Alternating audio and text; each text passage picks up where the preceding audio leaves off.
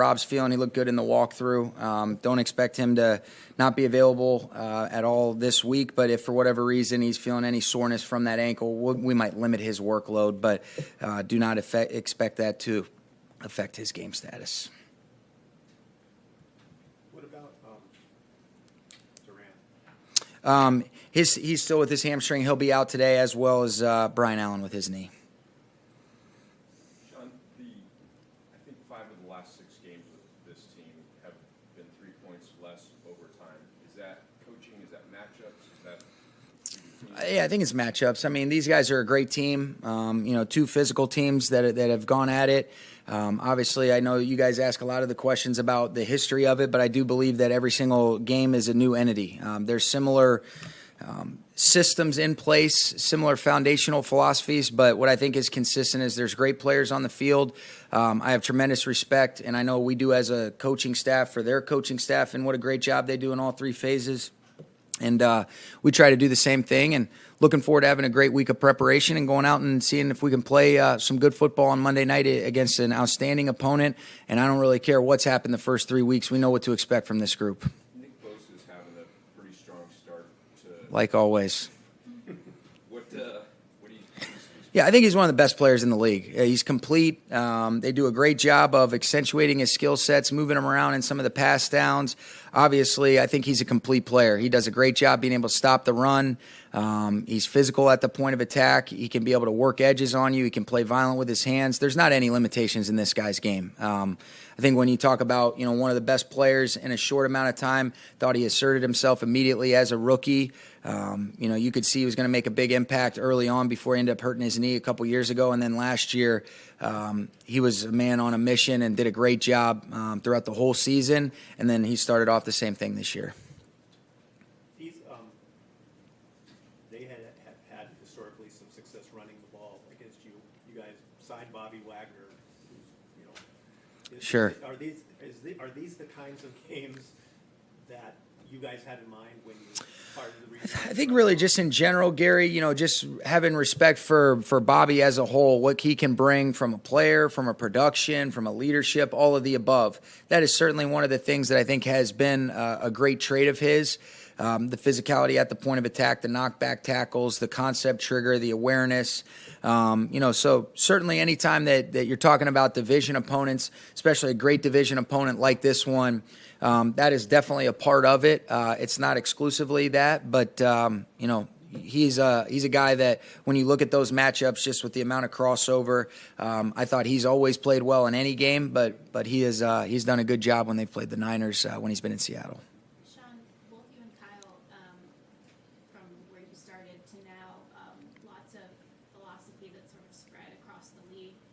How does a quarterback change the way that system grows and changes? Well, I think, really, I got a chance to learn from Kyle and his dad in Washington. And so they had a long-standing foundational philosophy that started with what Mike was doing in Denver, and then all the way, really, even going back to when he was the OC for San Fran, some of those similar principles. And then Kyle's taken it, put his own spin on it. And so I think the thing that I learned from those guys is really just being able to, number one, it's always about your players, but then being able to have a system that you can kind of put your hat on in terms of knowing, all right, hey, here's what we want to be in terms of our identity, and then here's the complementary mixers to be able to try to keep the defense in constant conflict. When you add an element of the quarterback, you're really just going +1 for the offense. And so I think the great coaches, like certainly Kyle and his dad do a great job of accentuating their players' skill sets and finding similar principles that are in alignment with your foundational philosophies, but most importantly, bring to light and allow the players to be able to shine. And I think you've seen that whether you look at what Kyle's done in Houston, what he's done in Washington when we were together, what he did in Cleveland, Atlanta, and now obviously San Fran with a couple different guys that they've still had a lot of success with. I guess what I mean by that is last year when you guys made the change at quarterback, you could see the shift. You went a lot more drop back, a lot more gun, a lot more empty sets. And then on the other side, you could almost see with the personnel that Kyle had was kind of accumulating. That was and with Mike McDaniel, sure. See, that was a lot of different types of run concepts, some throwback concepts Yeah. as well that they used against you guys. So could you kind of see that shift coming the Patrice Wooden in that way? You know, I don't know if you could ever really say that. I think what you just, kind of acknowledge is that it starts with the players first. And, whatever that season is, I mean, you guys have asked a lot of questions. I think every single season, you say it, but then once you're in the midst of it, you realize how true it is that every year is a new year. There's always opportunities to try to be able to grow and progress and build on some of those things. But this is a very cyclical league. There's certain things that, you can kind of change the illusion of what things look like right before. You can create advantages based on motion, leverages, some of the fly motions, different things at the point of attack. But it still is all foundationally derived from things that have been done before. And I certainly think Kyle and what he's done is as creative as it gets. But those are things that it's like, okay, you've run this concept. Here's what this is. This is just the way that they're creating that final formation and trying to be able to, change their angles, leverage in the math in their favor. And so that's what I think this game's about. And that's what they've done a great job of. Since the start of last year, Evo ranks near the top of the league in YAC. What is it about him that makes him so fantastic? Yeah, just contact balance. He's strong. He's elusive. You just look at him. He's wired to be able to separate and run routes all over the place because he's an elite receiver, but he's also built like an elite running back. And, I think the thing that stands out is the toughness and the contact balance and then just the feel. There's certain guys that just have a great feel for space. I think he stays grounded through the catch on their perimeter screen game. But he's just a great football player and all the things that, if you were to say like, all right, what makes a great guy after the catch in terms of the elusiveness, the toughness, the strength, the contact balance, he's checking the boxes on all those things, Sarah. Sean, I know there's been a lot of talk over the years about your relationship with Shanahan, with Kyle. When you were in Washington, you're both very young. Can you kind of articulate, was the relationship all football? Was it when you were not in the film room? Were you still talking to very offensive-minded guys? What was that relationship? Oh, yeah. I'm forever grateful for all the things that I learned from Kyle because, when you look at it as a coach, we're still competitors. And so, you get an opportunity to work for somebody and work with somebody that is basically, a great measuring stick for, hey, this is the things that are in alignment with what you deem and determine makes a really, really good coach, based on the ability to communicate the knowledge of the game on both sides of the football, having a philosophy, to be able to build a system and then ultimately fit the players to that system, or you be able to adjust your system to the players most importantly. But yeah, I enjoy being able to see Kyle at the league meetings and things like that. And we have a great relationship. We're in the same division, so we play each other twice and last year 3 times a year. So there's a good competitiveness, but I know I have tremendous respect for everything that I've learned from him. I enjoy when we get a chance to connect, but we are friends and we're also competitors. But I've learned so much from him, and I think he's a great coach, and I can say that because I've worked with him firsthand. And then you just look at it from afar with any offense he's been a part of or any sort of team. There's an identity and there's a belief and a confidence in him as the leader. Sean, two questions. Would you anticipate Malcolm Brown being active? I think there's a good chance of that. Yeah. And then you guys took a deep shot with Tutu in that game and didn't work out. Right. So can you take us through what happened on that play?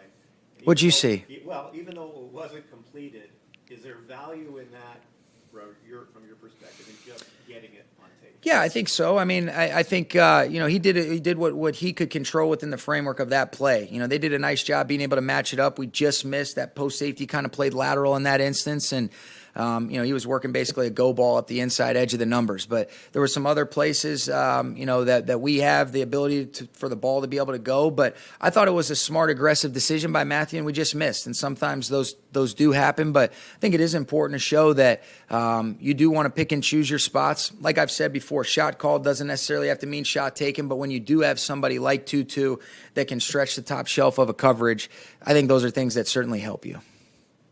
Okay? Thank you, guys.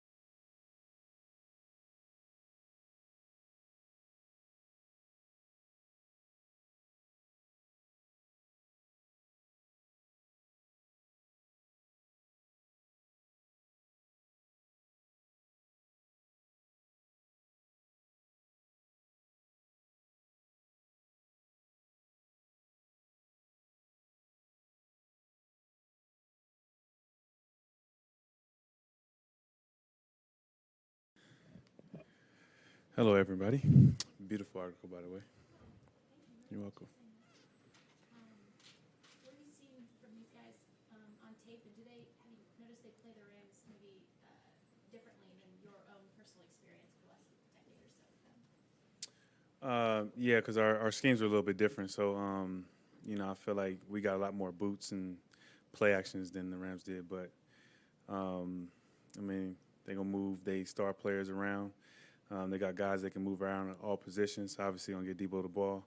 And so, I think it's the same team. Just got to come out and stop the run and get after them in the pass. After the NFC Championship loss to the Rams last year, Garoppolo all but said goodbye to all the media. It is what it is. You're facing him, but are you a little surprised that you're facing him? Nah, not really. I didn't care or pay attention to all the stuff they had going on. I felt like I was kind of dealing with my own stuff. So, but when you look at his situation, you do appreciate how he handled that, because a lot of people wouldn't have handled it the way he handled it. He said what he said, but outside of that, you never really heard from him. Even in training camp, you saw him kind of throwing it aside by himself, and everybody thought he was gone, but he stayed ready, stayed prepared, and he's got an opportunity and start winning again like he always did. So he's a guy you got to respect, just how he handled that whole situation. What do you respect most about his game? Because like you said, he keeps winning. He gets the job done, and he does what he needs to do. A lot of people, look at certain passes or look at certain sacks or things of that nature, but at the end of the day, I'm pretty sure he has a winning record, I believe. So, and he took this team to the Super Bowl. He's done a lot of great things. And so, he knows how to get the ball to the right people. He knows how to get the ball out fast when you got blitzes coming. He understands when the blitzes are coming. He's very smart. He can communicate. So you got to respect a guy like that,